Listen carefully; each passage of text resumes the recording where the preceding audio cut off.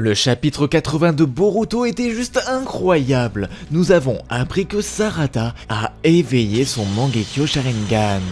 Mais ce n'est pas tout, on apprend que Boruto va revenir complètement cheaté car il part en entraînement avec Sasuke pendant 3 ans, tout comme son père l'avait fait avec Jiraiya avant lui. Mais la série sera de retour que le 20 août 2023, que c'est long. Bon bref, le chapitre 80 commence avec Kawaki qui menace Eita pour qu'elle continue à mentir. Et oui, rappelez-vous dans le chapitre 79, Eita, grâce à son pouvoir d'omnipotence, a matérialisé le désir de Kawaki et a donc échangé sa place avec celle de Boruto. Kawaki est donc devenu le fils de Naruto et Boruto est la personne recherchée, celui qui a tué le 7ème Hokage. Shikamaru confirme à tout le monde que Boruto est bel et bien son tueur. Mitsuki s'envole alors pour aller tuer Boruto et Sarada s'effondre en pleurs car bien évidemment cela fait longtemps qu'on sait qu'elle n'est pas affectée par les pouvoirs d'Eida. Donc pour elle, Boruto c'est le fils du Hokage. On apprend également que Kawaki ne libérera pas Naruto et Hinata tant que Boruto et l'Otsutsuki en lui n'est pas mort, ce qui signifie que nous n'allons pas revoir Naruto et Hinata avant un long moment.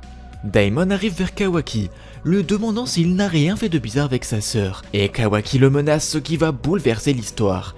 Eida, qui voulait épouser Kawaki, se retrouve avec son crush qui veut tout simplement tuer son frère, et c'est la raison pour laquelle elle aidera Boruto à la fin du chapitre. Sasuke quant à lui arrive vers sa fille et lui dit qu'il comprend que Mitsuki traque Boruto après ce qu'il a fait au Hokage. Sarada est confuse et ne comprend pas pourquoi tout le monde tient des propos bizarres comme ça.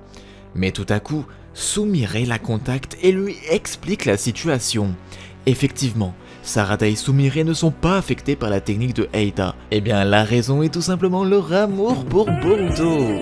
Bref, Sarada lance un cri de détresse à son père, disant que Boruto n'a rien fait et supplie son père de la croire. Et tout à coup, elle réveille son Mangekyo Sharingan. Pour ceux qui me suivent, vous savez que j'avais totalement prédit la façon dont elle allait réveiller ses yeux.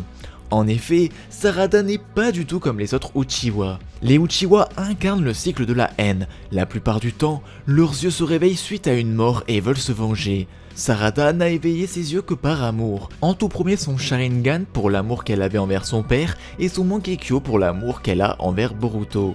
Sarada est en train de changer l'image du clan Uchiwa, elle incarne le cycle de l'amour. Pendant ce temps, du côté de Boruto, l'équipe déçue a tendu une embuscade, et il se retrouve donc piégé. Momoshiki, quant à lui, essaye de manipuler Boruto afin qu'il tue ses amis, car c'est son destin qu'il n'ait plus que des ennemis. Mais Boruto, l'homme fort, le goth, l'ignore complètement. Et tout à coup, Sasuke le sauve. Effectivement, Sasuke a décidé de croire sa fille au lieu de ses souvenirs. Pourquoi a-t-il cru sa fille, vous allez me dire? Eh bien tout simplement parce qu'il a vu dans les yeux de Sarada le Mangekyo Sharingan. Et lorsqu'un Uchiwa éveille le Mangekyo Sharingan, cela reflète le cœur des Uchiwa. Et donc Sasuke savait que Sarada ne pouvait pas mentir. Après cet aparté revenant donc au chapitre, on a donc Eida quant à elle voyant que Sasuke a sauvé Boruto décide de les rejoindre. Elle explique la situation à Boruto et de ce fait, les plans de Momoshiki sont réduits en échec. Boruto se considère toujours comme un shinobi de Konoha. Eida dit ensuite à Boruto qu'elle ne va pas utiliser son pouvoir d'omnipotence pour savoir où il se trouve jusqu'à son retour. Il est donc maintenant venu l'heure pour Boruto de partir sur un arc d'entraînement. Par contre, Code a maintenant de la haine envers Boruto. Lui aussi a été affecté par les pouvoirs de Eida. Bref, je pense qu'il y aura donc une ellipse entre le chapitre 80 et 81 et que nous retrouverons Boruto 3 ans après. Et voilà, c'est tout pour cette vidéo, j'espère que ça vous a plu, je vous dis à la prochaine, bye bye.